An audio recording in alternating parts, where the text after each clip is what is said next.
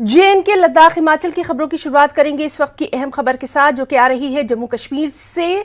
शोपियां में मुठभेड़ के ताल्लुक से ये खबर है, जहां सुरक्षा बलों और आतंकियों के बीच मुठभेड़ की ये खबर है। मोलो चित्रगाम क्षेत्र में मुठभेड़ की खबर है और 2 से 3 आतंकियों के छिपे होने की अभी तक इत्तला आ रही है। जम्मू कश्मीर से ये अहम खबर, जहां शोपियां में मुठभेड़ के ताल्लुक से ये खबर है।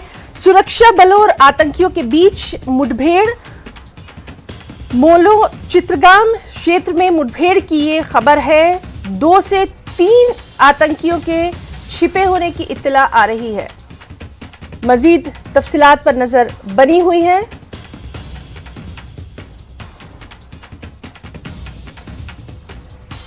फिलहाल आपको बता दें कि शोपियां में मुठभेड़ के ताल्लुक से ये खबर है। सुरक्षा बलों और आतंकियों के बीच ये मुठभेड़, इसकी खबर है। मोलो चित्रगाम क्षेत्र में मुठभेड़ की ये खबर, 2 से 3 आतंकियों के छिपे होने की इत्तला आ रही है। हमारे साथ शोपियां से मौजूद हैं हमारे साथी इरशाद मलिक। इरशाद, इस मुठभेड़ के ताल्लुक से आपसे तफसीलात चाहेंगे। गुज़श्ता रात सिक्योरिटी फोर्सेस को एक मुसद्दिका इत्तला मिली है कि द्राच की गांव में 2 मिलिटेंट एक रिहायशी मकान में छुपे हुए हैं। तो रात में ही पूरे इलाके को कॉर्डन ऑफ किया सिक्योरिटी फोर्सेस, और जैसे ही टारगेट हाउस की तरफ वो बढ़ गए तो वहां पे जो मौजूद मिलिटेंट है, इन्होंने भागने की कोशिश की और सिक्योरिटी फोर्स पे फायरिंग की है।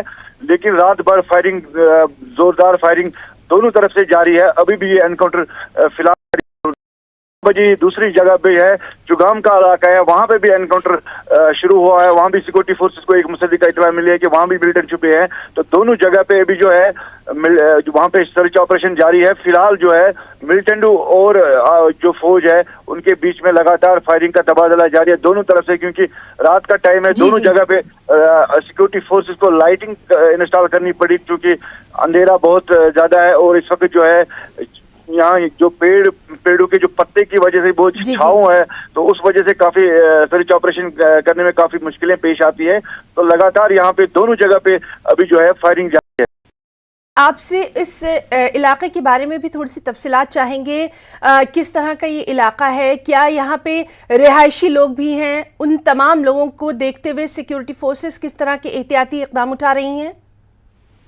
देखिए, अगर सिक्योरिटी के लिहाज से ये शोपियान पहले ही सबसे संवेदनशील इलाका माना जाता है, क्योंकि यहाँ पे जो है आए रोज 24 घंटे में ये तीसरा एनकाउंटर है शोपियान में। और कल रात ही जो वहाँ पे जो नजदीकी लोग हैं उनको अपने घरों से निकाल कर सुरक्षित जगहों पे शिफ्ट किया गया है, और उसके बाद जो तलाशी कार्रवाई शुरू की गई है। लेकिन ताकि आम लोगों को किसी तरह नुकसान न पहुंचे, ऑपरेशन को रात भर सस्पेंड करना पड़ा और अभी सुबह से शुरू से ही दोनों तरफ से गोलीबारी शुरू हुई है और अभी भी ये जारी है।